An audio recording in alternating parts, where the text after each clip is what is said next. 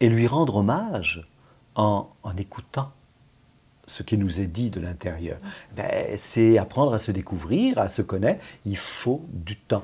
Comme prendre le temps de célébrer. Elle a parlé de ça à un Oui, moment ça donné, c'est Louise. intéressant. Un repas. Quand la cuisinière, quand elle fait à manger, elle prend le temps d'éplucher, même si maintenant avec les congelés, mais bon, quand même, prendre le temps de mélanger les ingrédients pour qu'il y ait une saveur, que cela soit bon, le temps de la cuisson.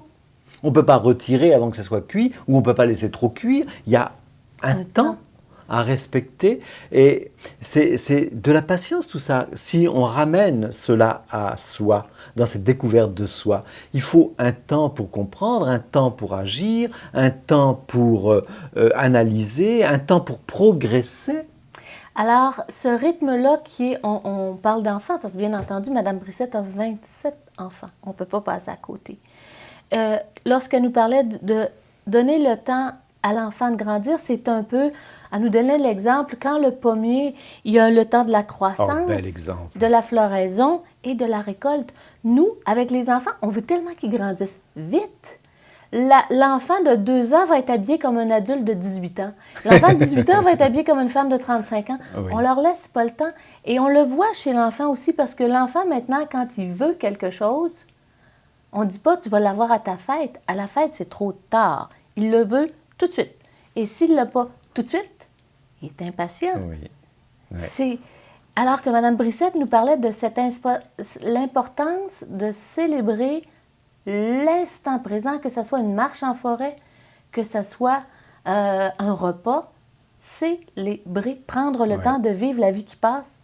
Le temps, c'est de la patience, et la patience, c'est apprendre à goûter Oui. à la vie, en chaque moment de ce qu'elle donne. Mm. Il y a aussi quelque chose de très important quand même, qu'on néglige la plupart du temps, c'est que la patience, donc le temps dont nous parlons, parce qu'il s'agit bien quand Oui, même d'un en temps, relation avec le temps. oui, la patience nous engage dans une meilleure relation à l'autre. Moi, j'aime bien citer cela. Moi, j'ai remarqué souvent que quand on se rencontre, quand on bavarde ensemble, moi j'appelle ça la bande amorce, un petit peu comme pour un magnétophone, la bande, il y a un moment donné où ça n'enregistre pas. J'ai l'impression que quand on se rencontre, c'est exactement ça. On est sous la pluie et on dit ça va, bonjour, il pleut. Ça, on le voit. Hein, comme si on disait des banalités. Alors, ça sert à rien. Je vois pas en quoi ça fait progresser la vie ou que ça nous éveille à une conscience. Puis, à un moment donné, c'est parce qu'il s'est passé ce temps que on s'intéresse à l'autre, on engage une conversation, et là, le temps n'existe plus. On rentre dans un autre espace, on s'intéresse l'un à l'autre et on est intéressé par une conversation sans doute. Mais ça, c'est important. Je veux dire par là que si on apprenait à aller tout de suite à l'essentiel, on raccourcirait le temps. Parce que dans la vie, il y a tellement des choses inutiles. Oui. Oui. Aussi, il y a une belle phrase qui disait « Ce qu'on sait d'une personne nous empêche de la connaître. » Parce que ce qu'on sait d'une personne, on prend pour acquis une foule d'autres Oui. informations qui ne sont pas nécessairement justes. C'est parce que aussi on ne la regarde plus vivre. C'est vrai aussi qu'on doit faire attention à qui on est.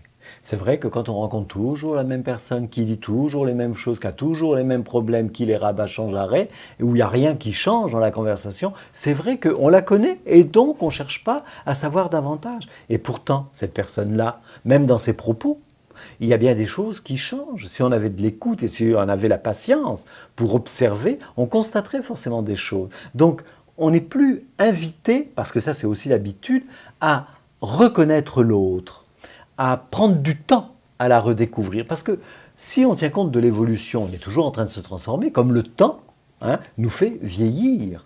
Eh bien, en tout cas, si on prend le temps de rencontrer l'autre, on va s'apercevoir que son évolution, qui n'est pas une vieillesse, mais au contraire, ce qui est caché est enfin dévoilé, et les valeurs là, lui permettent de rayonner une autre qualité de vie, eh bien, si on quitte le temps de l'habitude, on va prendre le temps de la rencontre. Et ça, c'est très important parce qu'on a toujours à découvrir de quelqu'un. Oui. Et comme Mme Brissette nous disait, elle disait « le temps devient une denrée rare ». Et comme on en a beaucoup parlé, comme les valeurs se vivent à l'intérieur et que dans cet intérieur-là, on dirait que le temps n'existe plus. Moi, ça me faisait un peu l'effet que chez Mme Brissette, elle est au centre de son centre. Chez elle, la terre, les résidences, les enfants, elle est au centre de son existence et là, le temps n'a plus d'emprise. Oui, c'est vrai. Alors, il ne faudrait pas confondre et qu'on comprenne que tout tourne autour d'elle. Non. C'est pas ça. Pour elle. C'est que la vie s'engage de manière différente parce qu'elle a ce principe, cet axe merveilleux, c'est l'amour. Oui. L'amour, patience par exemple. Parce que la patience et l'amour vont de pair, assurément. Et ce qui m'impressionnait chez Mme Brissette, c'est quand elle nous parlait de ses enfants, son regard avait le petit pétillant d'Edith Butler. Ah oui. Ou encore, quand on est sorti à un moment donné après l'entrevue et que là, les classes étaient terminées, qu'il arrivait des enfants d'un peu partout dans la forêt, les enfants voyaient Mme Brissette, c'était comme si c'était la première fois qu'ils la voyaient. Exactement. Tout le monde était excité. Et Mme Brissette s'arrêtait à chaque enfant, lui prenait le visage dans les mains et lui parlait. Et c'est comme si là, le temps s'arrêtait. Oui. Pour les enfants, c'était, tu l'as bien dit, comme si c'était l'émerveillement, le regard éclairé, l'émerveillement. Maman, comme s'il la voyait pour la première fois ou alors qu'elle s'était absentée longtemps. Oui. Et donc, c'est merveilleux parce que de prendre leur visage, de s'intéresser à l'un à l'autre, elles rentraient dans leur temps. Ça demande de la patience, un savoir-faire, un amour.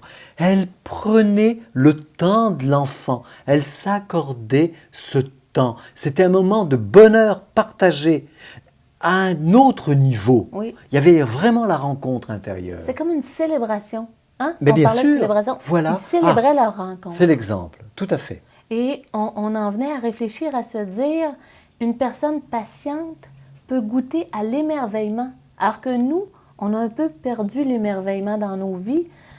On est tellement bousculés qu'on n'a plus le temps d'être émerveillé.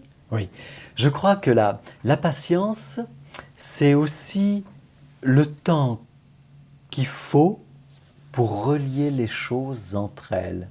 Par exemple, moi j'aime bien penser que la patience, c'est sans doute le fil d'Ariane, puisque c'est un état, c'est-à-dire une qualité de vie, une valeur, et qu'il y a plusieurs valeurs. On pourrait penser que la patience est ce fil qui relie toutes les valeurs en elle, comme pour avoir un beau collier. L'image est belle. Et Mme Brissette nous disait, la personne patiente n'a pas d'attente, ce qui ne veut pas dire que la personne patiente est passive.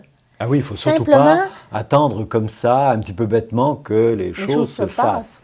Non, mais la personne patiente n'a pas d'attente, mais elle reste proactive face à la vie. Ben, elle est dans une autre dimension. Alors attention, pas tête en l'air et complètement...